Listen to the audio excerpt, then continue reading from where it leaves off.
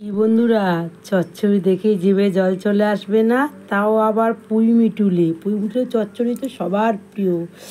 বাবা, এখনই তো আমার জিভে জল চলে আসছে। দেখো কত সুন্দর, দেখো কি দারুণ। একতলা ভাত নিয়ে বসতে হবে এই পুঁই মিটুলি খাওয়ার জন্যে। চচ্চড়িটা দুর্দান্ত হয়েছে। তোমরাও এইভাবে বাড়িতে বানিয়ে খাও। আর তোমরা কীভাবে বানাও আমাদের একটু দেখিও, সেইভাবে আমরাও ট্রাই করি। ভালো লাগলে লাইক কমেন্ট শেয়ার করে দিও প্লিজ প্লিজ প্লিজ। হ্যালো বন্ধুরা, তোমরা সবাই ভালো আছো? আশা করি ভালো আছো। আজকের আবার নতুন ভিডিও নিয়ে চলে এলাম তোমাদের পূর্ণিমা।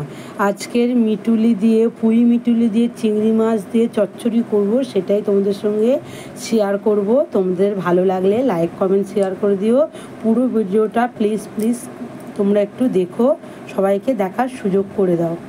চচ্চড়ি করবো বলে চিংড়ি মাছটা ভালো করে ভেজে নিচ্ছি। চিংড়ি মাছ ভেজে আর তুলবো না, এর মধ্যে পাঁচফোড়ন দিয়ে পেঁয়াজ যা দেওয়া সব দিয়ে দেবো। পাঁচফোড়ন দিয়ে দিয়েছি, পেঁয়াজ দিয়ে কাঁচা লঙ্কা দিয়েছি, ভালো করে ভেজে নেবো। দিয়ে তারপর মশলা দেবো, দিয়ে দিলাম, ভালো করে ভাজবো। এবারে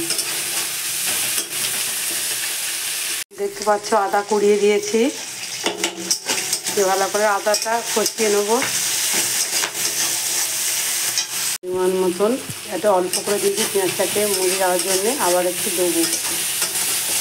কিছু আলুগুলো কেটে রেখে দিয়েছি, সেগুলো এই যে দিয়ে দেবো। ভালো করে নিয়ে নেব। হালকা ভাজা হয়ে গেলে তারপরে মশলা দেবো, জিরের গুঁড়ো, হলুদ গুঁড়ো, লঙ্কার গুঁড়ো। দেখতেই পাচ্ছ কী কী মশলা দিচ্ছি, হলুদ গুঁড়ো, লঙ্কার গুঁড়ো, জিরে গুঁড়ো। আজকে ভিজিয়ে দিইনি। চচ্চড়ি তো যেমন তেমনই করো না কেন, এইভাবে কষিয়ে ভালো করে চচ্চড়ি করবে, খুব সুন্দর হবে।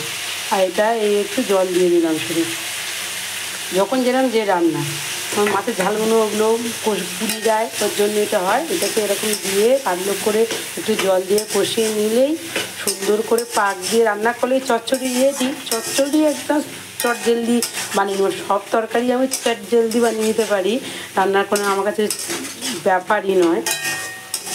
কিন্তু আমি কীভাবে করি সেটা তোমাদের সঙ্গে শেয়ার করছি। দেখতেই পাচ্ছ পুঁই মিটুলি দিয়ে দিলাম, বেগুন দিয়ে দিলাম, ভালো করে নেড়ে ঢাকা দেবো। আস্তে আস্তে হবে, কেটে তাড়াহুড়ো করবে না। এটা একদম আস্তে আস্তে হবে, যত আস্তে আস্তে হবে তত সুন্দর সিদ্ধ হবে, তত টেস্ট হবে। করে ঢাকনা খুলছি, হালকা করে আবার নেড়ে দিচ্ছি, দিয়ে আবার ঢাকা দিয়ে দিচ্ছি। এই করে করে হালকা হালকা করে করে সব দেখে সবজি সিদ্ধ হয়ে যাবে।